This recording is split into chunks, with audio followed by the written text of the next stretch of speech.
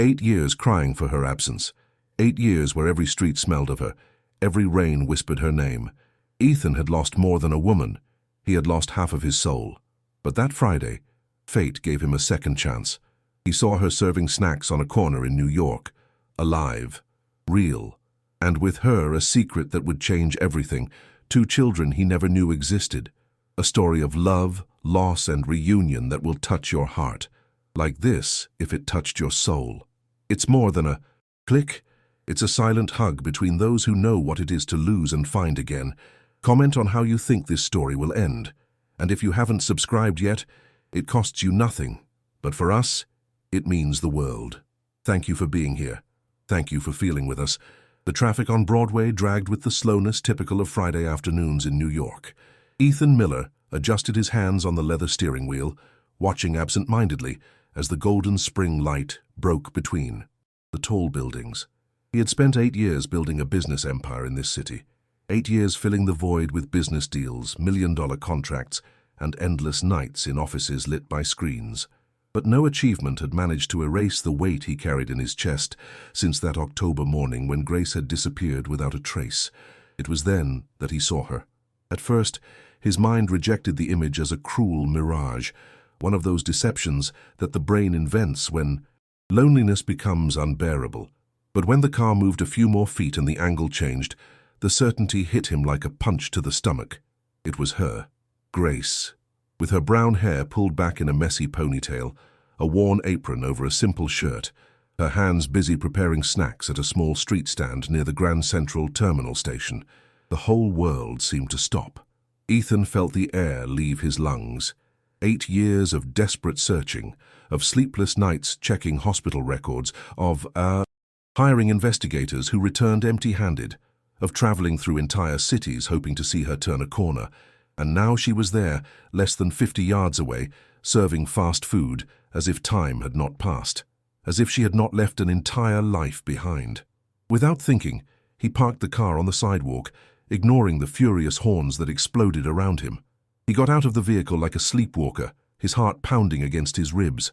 His Italian shoes echoed on the pavement as he approached, feeling that every step was taking him not forward, but backward in time.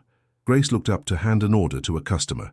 Her brown eyes, the ones Ethan had memorized in every detail, met his. The plastic tray almost slipped from her hands. Color drained from her face, as if someone had opened an invisible gate and her entire body froze in an instant of terrible and absolute recognition. "Ethan," she whispered, barely audible over the noise of the traffic. He took another step. Words crowded in his throat, years of questions, of contained anger, of pain that he had learned to disguise under perfect suits and professional smiles. But he only managed to speak the most basic. "Where were you?" Grace looked around with obvious panic. Other customers were waiting. The owner of the stand watched from inside with poorly concealed curiosity. Every second of silence between them seemed to scream truths that neither was prepared to hear. "Not here," she said, with a trembling voice. "Please, Ethan, not here." He could have insisted. He could have demanded immediate answers right there in front of everyone. But something in the way Grace was shaking, in how her fingers clung to the edge of the counter as if it were the only thing keeping her standing, stopped him. He knew every shade of her expression, and what he saw was not rejection. It was fear, genuine and heartbreaking fear. "When do you finish?" he asked, forcing a calm he did not feel. "At 8, she replied, without looking at him. "There is a coffee shop in Greenwich Village, Bleecker Street. I will wait for you there." Ethan nodded slowly, engraving every word as if it were a legal contract. He was not going to let her escape again, not after 8 years. He returned to the car under the curious gaze of passers-by, feeling that he had just crossed an invisible threshold from which there would be no return. The city continued its indifferent rhythm, but for Ethan Miller, the world had just split in two. The coffee shop in Greenwich Village smelled of freshly ground beans and old wood. It was one of those hidden places that tourists never find, with walls decorated with faded posters of forgotten concerts and small tables where elderly couples played dominoes while smoking discreet cigarettes.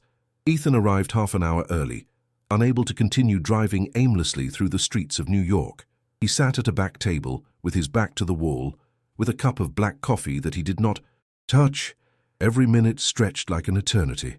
When Grace finally crossed the door, the world stopped again.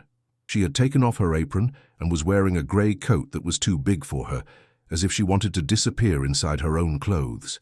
Her eyes avoided Ethan's as she walked towards the table, and her hands twisted her sleeves nervously. She sat down opposite him without saying a word, and the silence that enveloped them was more telling than any conversation. "I thought you were dead," Ethan finally said in a voice that sounded more broken than he intended. "I looked in hospitals, in psychiatric clinics, in accident records. I hired investigators in Boston, Chicago, Miami. I went to Canada following a false lead. And all this time, you were here, miles from where we started." Grace closed her eyes as if every word were a physical blow. "I'm sorry," she whispered. I'm so sorry. What did I do?" The question came out loaded with years of torment. "What did I do for you to run away like that? Without a word, without an explanation, without giving me the chance to—" "I found a document," she interrupted him, her voice breaking. "On your desk. A contract that Harry had written up. It said that I would be used as a trophy wife to close deals with European investors, that my image was worth more than my person, that I was a tool." Ethan felt the blood run cold in his veins. The memory returned with brutal clarity. That obscene paper that Harry had left on his table, with proposals that had made him feel sick.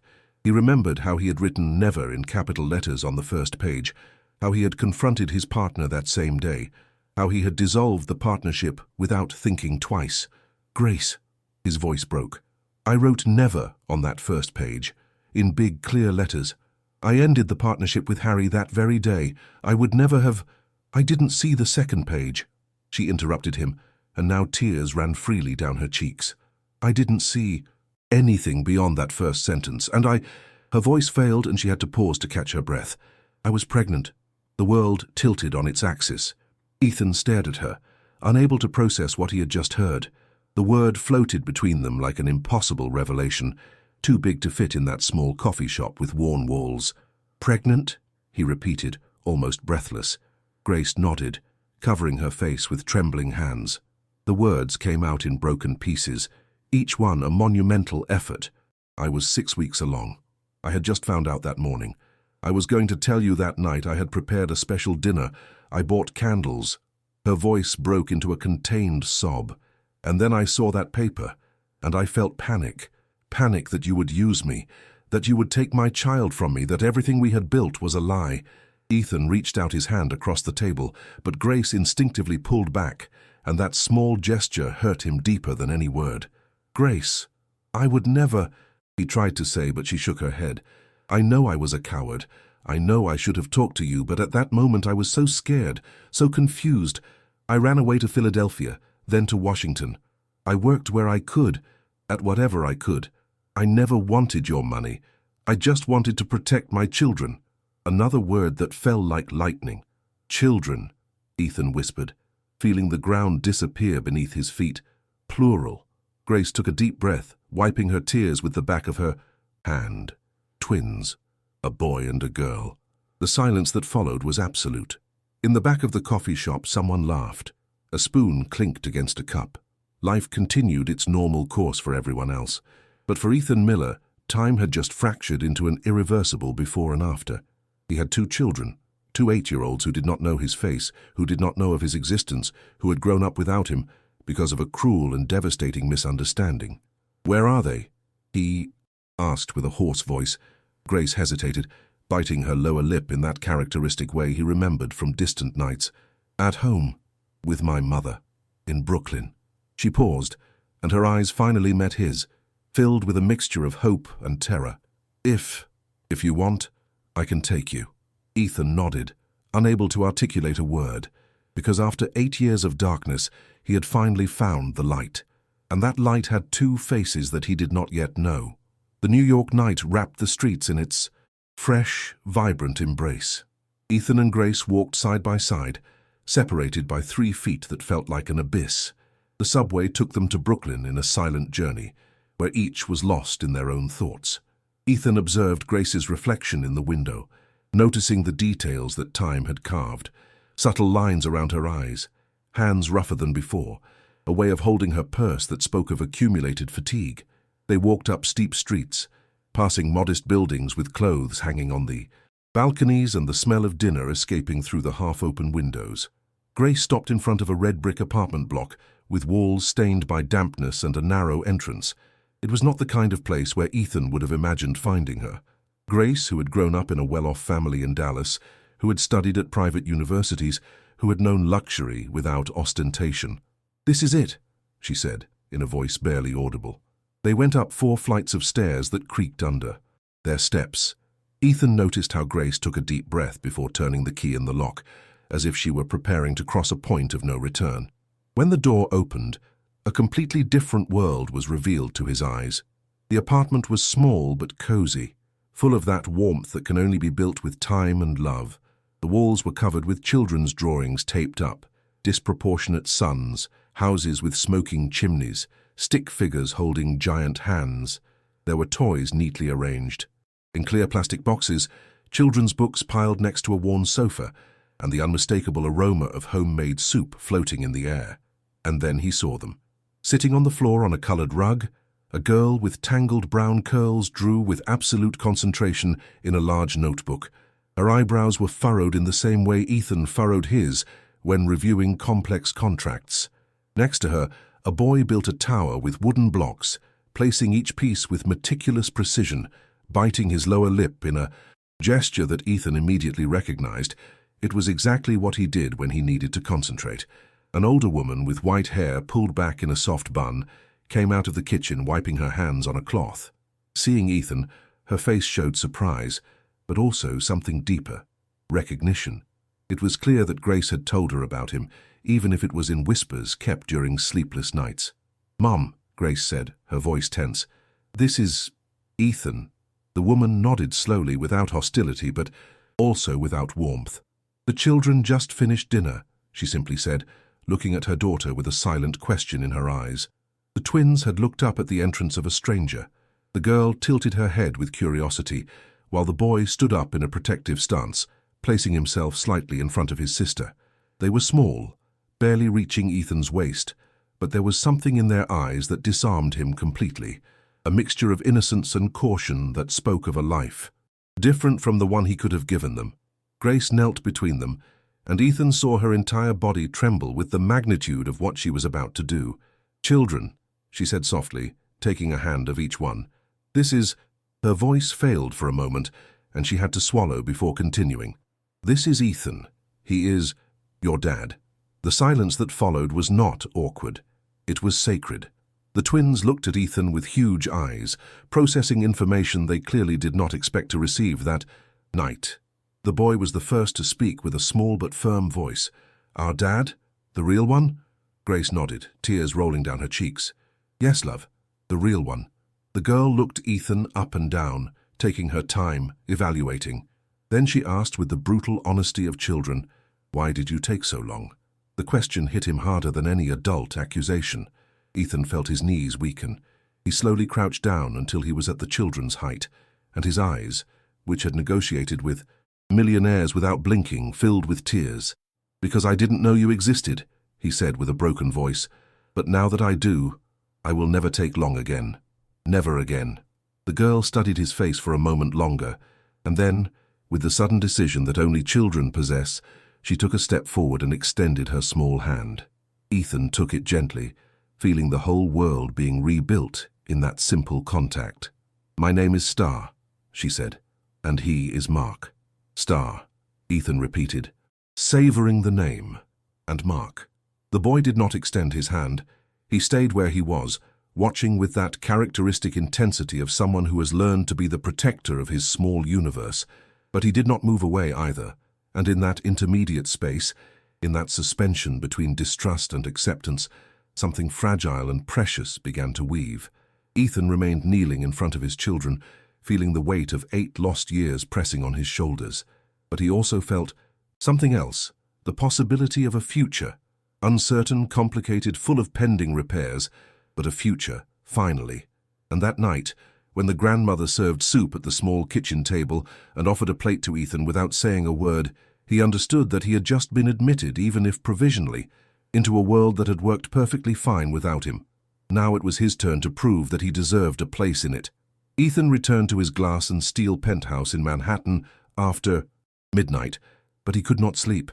The lights of New York shone like terrestrial constellations beyond the floor-to-ceiling windows, and he stood in front of them with an untouched glass of whiskey in his hand, reliving every second of the last few hours.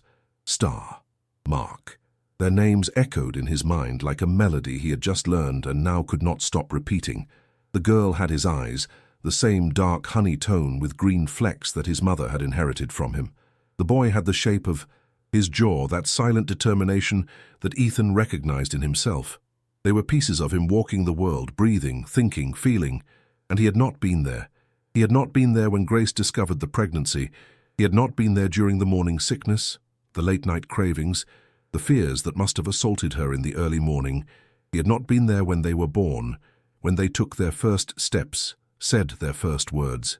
He had not been there for birthdays, for first days of school, for nights of fever, 8 full years erased from their existence by a cruel misunderstanding and his own inability to have been clearer, more present, more aware that Grace needed more than a never scrawled on a paper. He sank into the Italian leather sofa, burying his head in his hands. For years he had blamed Grace for disappearing. He had fed resentment, rage, pain.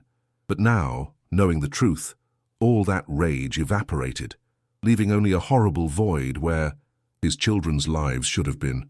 The phone vibrated on the coffee table. It was almost 1 in the morning. Ethan picked it up with a racing heart, expecting to see Grace's name on the screen.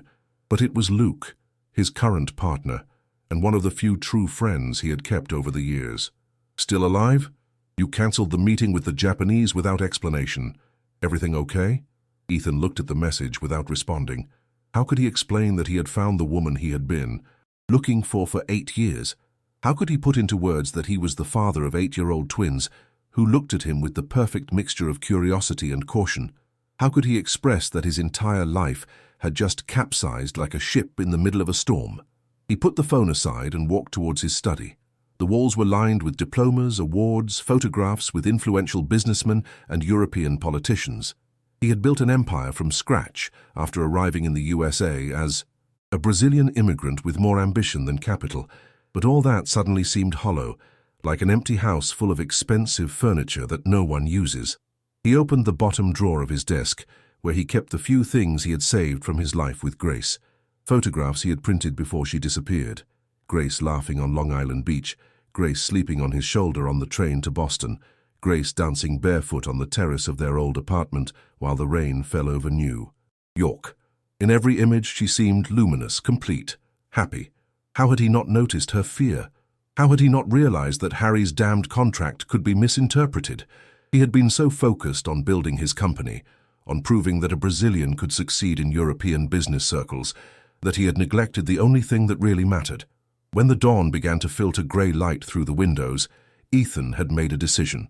He could not recover the 8 lost years. He could not erase the pain that Grace had suffered, raising 2 children alone while he swam in prosperity. But he could build something new. He could be the father that Star and Mark deserved, even if he had to learn from scratch. He took a quick shower, changed his clothes, and instead of going to the office as he would have done any other Saturday, he drove back to Brooklyn. He parked in front of the red brick building just as the neighborhood began to wake up. Bakers opening their shops, elderly people, walking small dogs, the smell of coffee mixing with the fresh morning air. He rang the doorbell with his heart pounding in his chest. It was the grandmother who opened, wearing a flowered robe and an expression that mixed surprise and something close to cautious approval. "It's early," she simply said. "I know," Ethan replied, "but I thought maybe I could take the children out for breakfast, if Grace agrees, of course." The woman studied him for a long moment, with eyes that had seen too much of life to be easily deceived. Finally, she nodded and stepped aside. "Come in. Grace is dressing them for school. They have soccer today." Ethan entered the small apartment, which now, with natural light, revealed even more details of the life his children had built without him. There was a calendar on the refrigerator, with class schedules marked in different colors, school photos attached with magnets, a gold star with the name Star that had clearly won some recognition, a swimming medal with the name Mark hanging from a hanger, and then Grace appeared, her hair damp pulled into a high ponytail, guiding the twins who wore identical sports uniforms. Seeing Ethan, she stopped abruptly. "What are you doing here?" There was no hostility in her voice, only genuine confusion. "I wanted to know if I can take them out for breakfast," Ethan said, "before school, if it's not too much trouble." Star immediately jumped with excitement. "Yes! I want pancakes!" Mark, more cautious, looked at his mother. For confirmation, Grace hesitated, biting her lip. Ethan could see the conflict in her eyes, the desire to protect her children against the fear of denying them something they clearly wanted. "Please," Ethan added softly, "just breakfast. I'll bring them back in time for school. You have my word." Grace held his gaze for a moment that seemed eternal. Finally, she sighed, with that mixture of resignation and hope that only a mother can express. "All right, but they have to be at school by 8:30? No fail." Ethan nodded solemnly. No fail.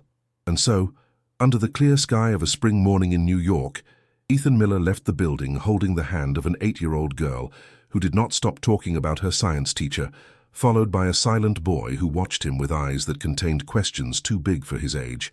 The road to repair had just begun, and it would be long. But for the first time in 8 years, Ethan felt he was walking in the right direction. The cafeteria, Ethan chose, was a bright place on Fifth Avenue, with white marble tables and windows that let in the morning light like a liquid blessing. Star climbed onto her chair with childish enthusiasm, while Mark sat down with more reserve, maintaining a certain physical distance like someone who has not yet decided whether to trust. "What do you want?" Ethan asked, holding the menu with hands that trembled slightly. "You can order whatever you want." Star did not even look at the menu. "Pancakes with chocolate, and orange juice, and strawberries, and whipped cream." Ethan smiled, finding something familiar and moving in that excessive enthusiasm. "Mark." The boy took his time, studying the menu seriously. Finally, he said, "Toast with butter, and coffee with milk." Coffee. Ethan could not hide his surprise. "Mom lets me have a little bit," Mark replied with dignity. "She says I'm very mature for my age." There was pride in his voice, but also something deeper, the awareness of someone who has had to grow up faster than normal. Ethan recognized that quality because he himself had developed it as a child when his father died, and he had to become the man of the house at 11. When the food arrived, Star attacked her pancakes with the happy abandon of someone who knows no greater worries. Mark ate methodically, cutting his toast into perfect squares before putting them in his mouth. Ethan barely touched his coffee, too absorbed observing every gesture, every expression, trying to memorize 8 years in a single morning. "Why didn't you come sooner?" Star suddenly asked with that devastating frankness of children who have not yet learned to filter their thoughts. Ethan felt the air catch in his throat. "Because I didn't know where you were," he answered honestly. "Your mum and we got lost, and I spent a lot of time looking for you." "Were you looking for us?" Mark asked, with the first glimmer of something akin to genuine interest. "Every day," Ethan said, holding the boy's gaze. "For 8 years. I went to many cities, I talked to many people, but I couldn't find you until yesterday." Star tilted her head, processing this information. "Are you mad at Mom?" The question cut deeper than the girl could imagine. "No," Ethan replied after a pause. "I'm sad about the time we lost, but not mad. Sometimes people get confused, they get scared, and they do things they later wish they had done differently. That happens to adults too, not just children." Mark observed him intently, as if he were trying to figure out if these words were true or just things adults say to make children feel better. "Do you have more children?" Star asked. "Somewhere else?" "No," Ethan said firmly. "Only you. You are my only children." "And do you have a big house?" Star continued with insatiable curiosity. "Yes, a pretty big apartment." "With a pool?" Ethan smiled, despite the emotion tightening his chest. "No, but it has views of the whole city." "Can we go see it?" Star asked, and Mark looked at her with silent reproach, as if she had just revealed too much enthusiasm. "When your mom says it's okay," Ethan replied. "I don't want to do anything that makes you uncomfortable or worries your mom." Mark nodded slightly, and for the first time since they sat down, something in his posture relaxed a fraction. Ethan understood that the boy had been testing him, evaluating whether he was the kind of father who would respect limits or the kind who would try to buy his affection with grandiose promises. He paid the bill and took them back to the car, a black SUV that caused a whistle of admiration from Star and an evaluating look from Mark. During the drive to school, Star did not stop talking about her science class, about her best friend Lisa, about how she hated math but loved reading. Mark remained silent, but Ethan saw him watching out the window, processing, thinking. When they arrived at the school, a modest building with yellow walls and a playground full of children, running with backpacks bigger than themselves, Ethan helped the twins get out. Star gave him a quick hug before running off toward a group of girls waiting for her. Mark hesitated for a moment, then extended his hand for a formal shake. Ethan crouched down and shook that small hand with all the seriousness it deserved. "Thanks for breakfast," Mark said. "Thanks for giving me a chance," Ethan replied. The boy nodded once with a grave gesture and then ran after his sister. Ethan stood by the car, watching them disappear among the sea of sports uniforms, feeling that he had just climbed a small but significant mountain. His phone vibrated. It was Grace. "Did you drop them off on time?" 8:27. 3 minutes to spare. "Thanks." A pause. Then, "Can you come for lunch tomorrow?" Ethan read the message 3 times, not believing what his eyes were seeing. "Of course. What time?" 2 p.m. "Grandma is cooking." Ethan put the phone away with trembling hands. It was just a step, a tiny step on an endless path, but it was a step forward, and that was more than he had had in 8 years. On Sunday at 1:55 p.m., Ethan was standing in front of the red brick building with a cloth bag full of cakes from the best bakery in New York and a bouquet of wildflowers he had bought on the High Line. He had changed clothes 4 times that morning, discarding suits that seemed too formal, then jeans that seemed too casual, until finally settling on chinos and a light blue shirt that Grace used to say made. His eyes stand out. When he rang the doorbell, it was Star who opened the door wearing a child's apron stained with flour. "We're making cookies," she announced excitedly. "Do you know how to make cookies?" "No," Ethan admitted with a smile. "But I can learn." The grandmother was in the kitchen, a small woman but with an imposing presence, with expert hands that kneaded with movements that spoke of decades of practice. Seeing Ethan, she nodded briefly. "You can put that on the table," she said, pointing to the cakes and flowers. "Lunch will be ready in 20 minutes. Grace came out of the bathroom drying her hands, dressed in a simple grey sweater and jeans. Her hair fell loosely over her shoulders, and Ethan had to force himself not to stare at her, like an adolescent in love. 8 years had not erased anything of what he felt when he met her. If anything, the absence had magnified every feeling. "You're early," she observed, without hostility, but also without warmth. "I wanted to be—" "Sure," he replied simply. Mark was sitting on the sofa reading a thick book for his age, something about dinosaurs with detailed illustrations. He looked up briefly when Ethan entered, but said nothing. It was not rejection. It was silent observation, the boy still deciding what to do with this new element in his carefully balanced world. The meal was a revelation of domestic normalcy that Ethan had never experienced in his adult life. The table was small, forcing everyone to sit close.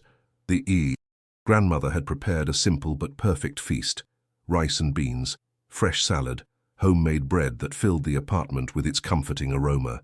There was no expensive wine or linen napkins, just real food, served with love, shared in a space where every inch spoke of life truly lived. Star dominated the conversation, telling stories about her school with so much enthusiasm that she sometimes forgot to finish chewing before speaking. Mark ate methodically, cutting his toast into perfect squares before taking them to his mouth. Ethan barely touched his coffee, too absorbed observing every gesture, every expression, trying to memorize 8 years in a single afternoon. "What do you do for a living?" the grandmother suddenly asked, fixing those sharp eyes on Ethan that did not forgive evasions. "I own a business consulting firm," Ethan replied. "I help companies expand into the US market." "Do you earn well?" she asked bluntly. "Mom," Grace tried to intervene, but the grandmother raised a hand. "It's a legitimate question. If he's going to be in my grandchildren's lives, I need to know if he's stable." Ethan held the elderly woman's gaze with respect. "Yes, I earn well. Very well, in fact. But I'm not here to offer money. I'm here to be their father." The grandmother nodded slowly as if that answer had passed some invisible test. Good, because these children don't need expensive gifts. They need presence, constancy. Do you understand the difference? Yes, ma'am, Ethan said. I understand perfectly. After eating, while the grandmother prepared coffee and Grace washed the dishes, refusing his help, Star dragged Ethan towards her room. It was a small space she shared with Mark, with 2 single beds separated by a makeshift curtain. Star's walls were covered with drawings of stars and planets, Mark's with world maps and photographs of animals. Look, Star said, taking out a notebook. This is my science journal. I'm studying the constellations. Ethan sat on the floor next to her, examining the careful drawings of the Big Dipper, Orion, Cassiopeia. Each was labeled with childish but clear handwriting, with notes on when they were visible. Do you want to be an astronomer? He asked. Star shrugged. I don't know. Maybe. Or a scientist. Or a teacher.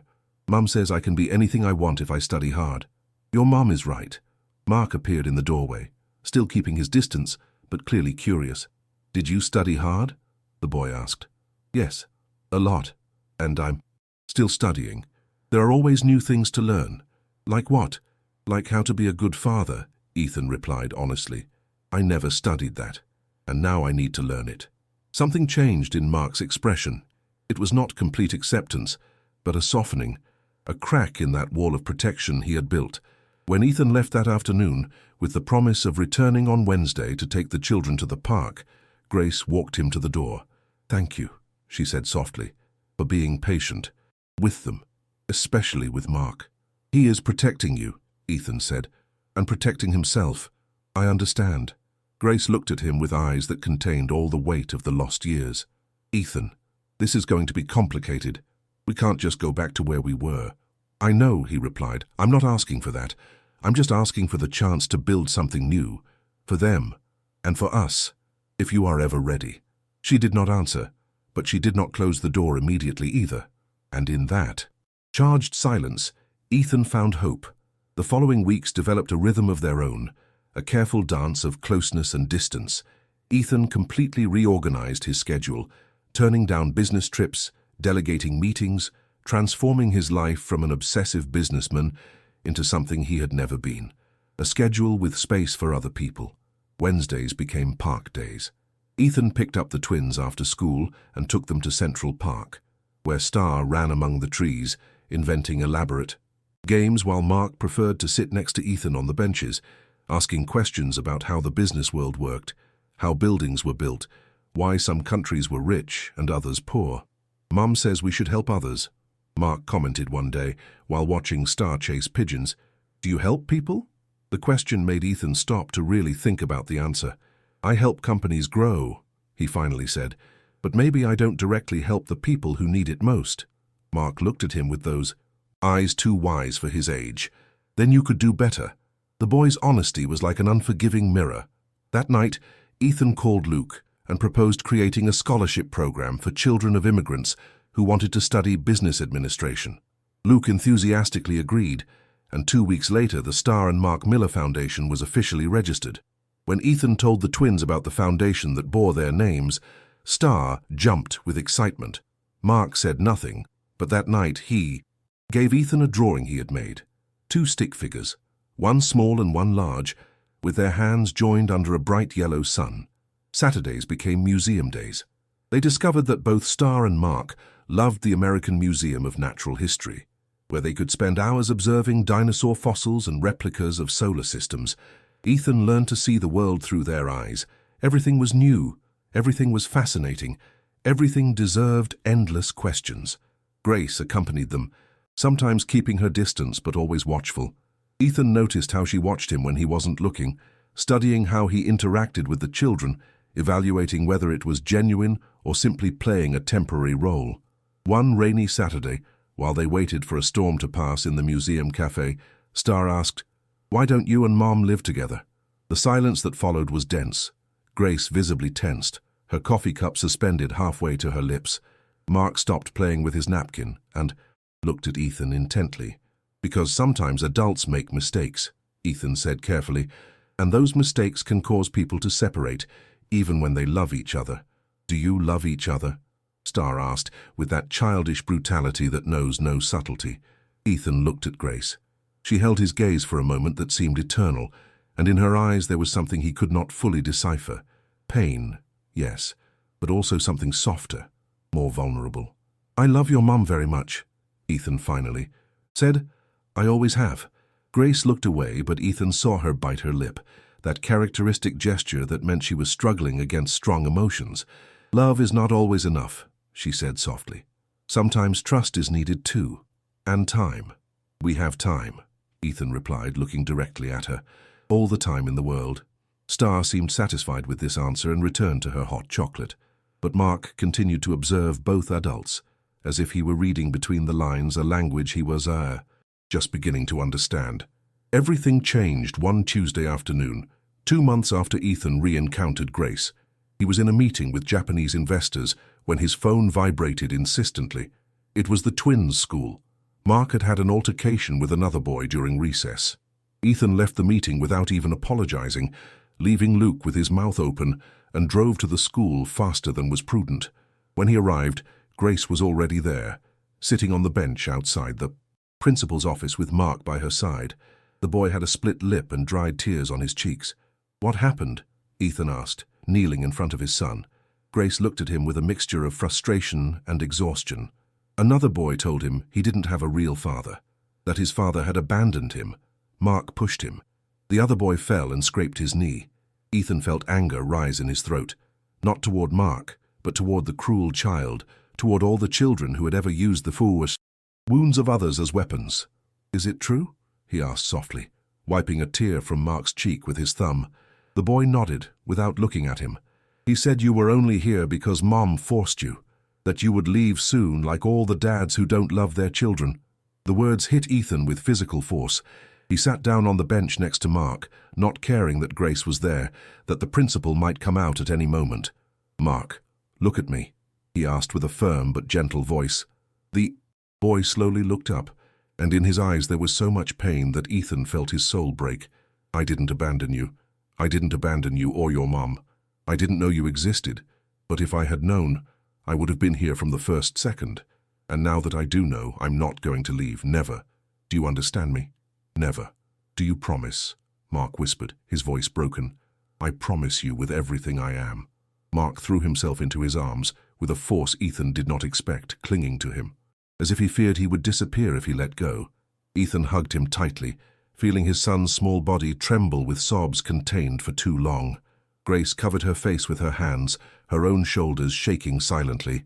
After talking with the principal and resolving the situation, the other boy would also be reprimanded for his verbal cruelty.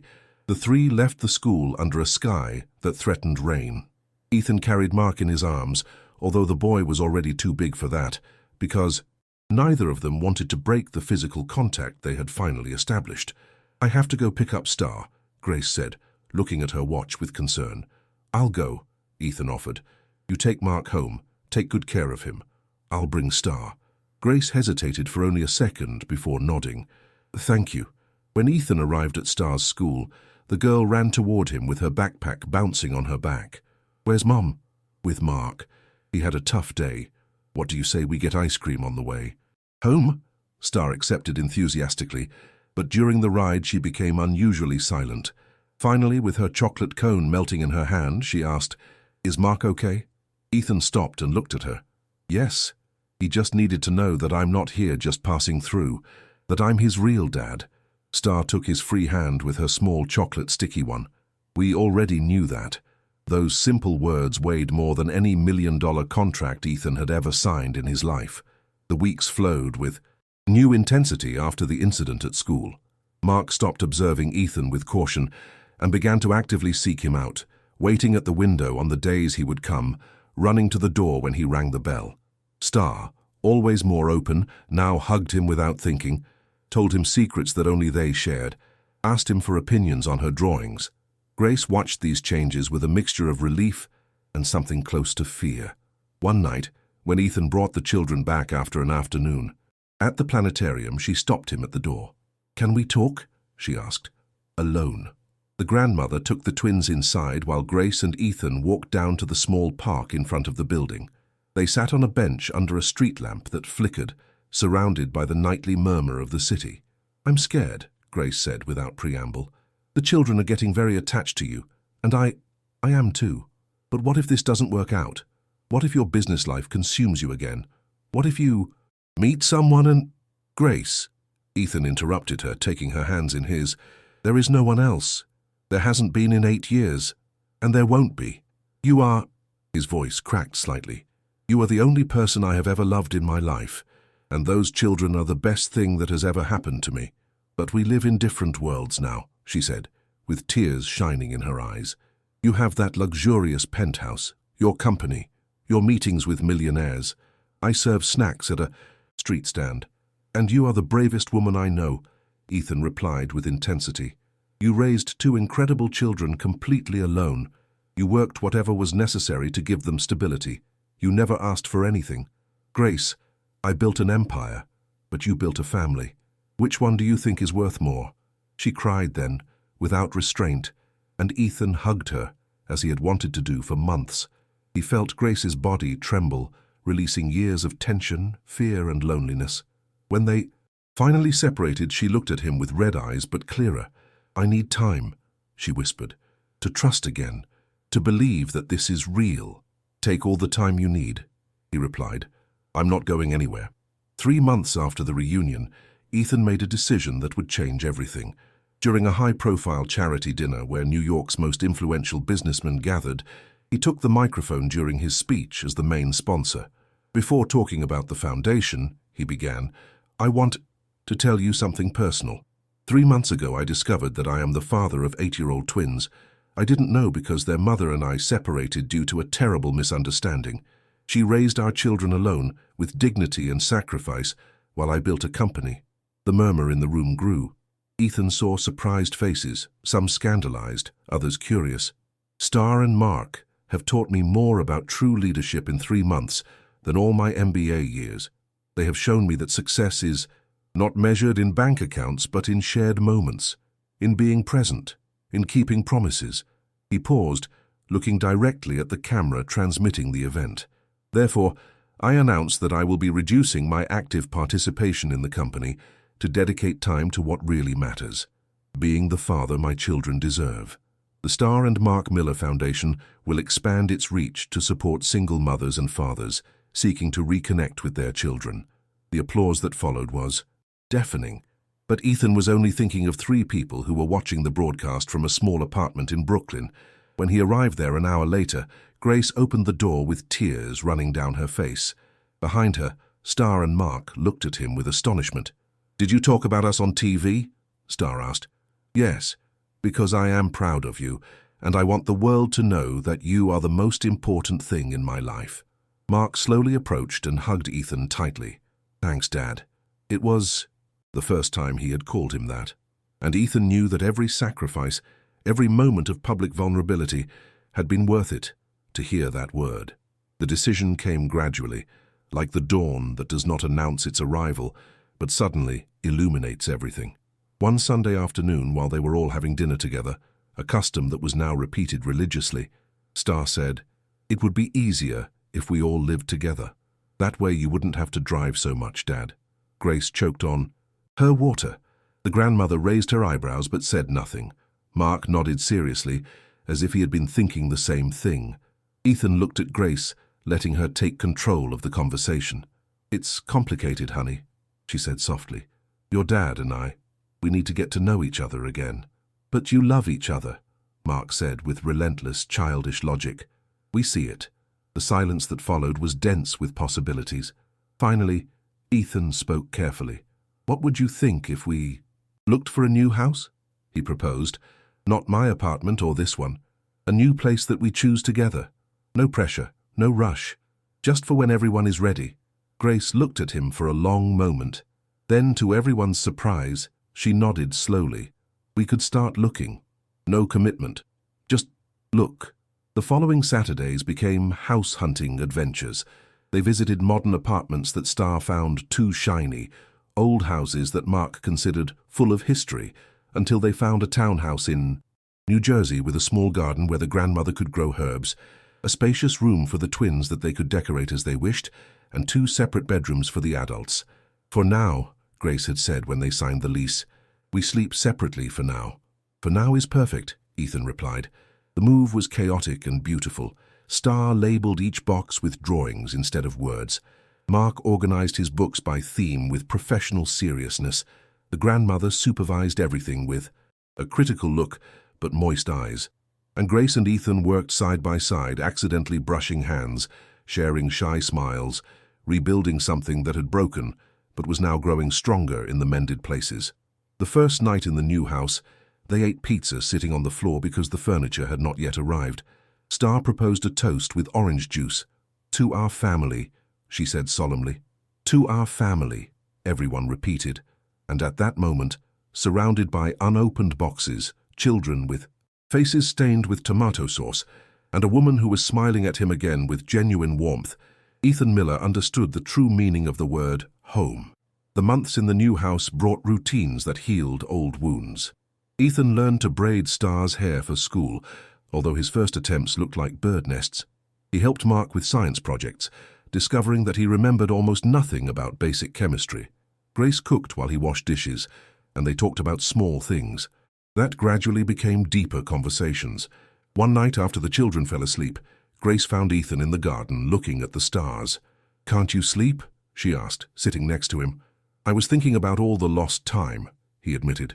"About first steps I didn't see, first words I didn't hear." "Ethan," Grace said softly, "we can't get that time back, but we can build the future. And they love you, not as a stranger trying to compensate, but as their real father." "And you?" he asked, turning to look at her. "Do you love me, or are you just here for the children?" Grace took a deep breath, her eyes shining under the moonlight. "At first I came for them, but every day that passes, every time I see how you are with Star and Mark, how you have transformed your whole life to be present, I remember why I fell in love with you, and I fall in love again, with the man you have become." Ethan took her hand, intertwining their fingers. "I lost you once by not communicating well. I won't make that mistake again. I love you, Grace. I always loved you. And if you give me another chance, I will spend every day proving to you that I deserve your trust." She leaned in and kissed his cheek, then his forehead, and finally his lips with tenderness that spoke of new beginnings. "You are already giving it to me," she whispered against his mouth. On the twins' 9th birthday, Ethan organized a party in the garden with all their classmates. While Star opened gifts and Mark tried to maintain order among the chaos of running children, Grace helped the grandmother serve the cake. Ethan discreetly went up to his room and opened the drawer where he kept a small blue velvet box that he had carried for 8 years. Inside, the ring he had bought a week before Grace disappeared shone. He had never had a chance to give it to her. He walked down the stairs with his heart hammering. Amidst the hustle and bustle of the party, he took the microphone that had been set up for the music and turned it off. The sudden silence made everyone look at him. "Excuse the interruption," he said, his voice trembling slightly, "but there is something I should have done 9 years ago." He knelt in front of Grace, who looked at him with huge eyes and hands covering her mouth. "Grace, 8 years ago we lost precious time due to fear and misunderstandings, but these months have taught me that true love not only survives distance and pain, but grows stronger in the mended cracks. I don't want to spend one more day without asking you, will you marry me?" The garden exploded in exclamations. Star and Mark hugged each other excitedly. The grandmother wiped her eyes with her apron, but Ethan only saw Grace, who was crying and laughing simultaneously. "Yes," she whispered. 1,000 times yes. When he slipped the ring onto her finger, the children ran to hug them, and the families officially became one. The wedding was held 6 months later, in an intimate ceremony on Long Island Beach, the same place where Grace and Ethan had met years ago. Star was in charge of the flowers, throwing petals with dramatic enthusiasm. Mark carried the rings with ceremonial seriousness that made all the guests smile. When the judge declared them husband and wife, Star shouted, "Finally!" with so much joy that even the judge laughed. The party that followed was small but perfect. Close friends, Ethan's colleagues who had become family, Grace's co-workers from the snack stand who had come to celebrate. During the first dance, with Star and Mark hugging his legs, Grace whispered to Ethan, "Who would have thought that a terrible misunderstanding would bring us here? "It wasn't the misunderstanding," he replied. "It was your bravery to survive, my determination not to give up, and the love that never died. It just waited for the right moment to bloom again." That night, with their children asleep in the hotel room and New York shining like a promise under the stars, Ethan and Grace talked about the future, about expanding the foundation, about perhaps giving Star and Mark a little brother or sister, about growing old together, surrounded by laughter and shared memories. "Do you know what I learned?" Ethan said, stroking Grace's hair. "That true success is not measured in what you build for yourself, but in what you build for those you love. And with you, I have built the only thing that ever mattered, a home." Grace snuggled against his chest, listening to the constant beats of his heart. "And to think we almost lost everything by not talking, by assuming, by being afraid. But we didn't lose it," he said firmly. "We found it again, stronger, more real, because now we know that true love is not the one that never faces obstacles, but the one that overcomes them together, with patience, with humility, and with the certainty that some things are simply meant to be." Outside, the ocean whispered against the sand, and inside that room, two people who had lost 8 years but gained a lifetime fell asleep embracing, knowing that every future sunrise would find them together with their children, building day by day the happiness that had always been waiting for them. Because the best stories are not those without pain, but those where pain is transformed into wisdom, where mistakes become lessons, and where love, patient and eternal, always finds its way back home.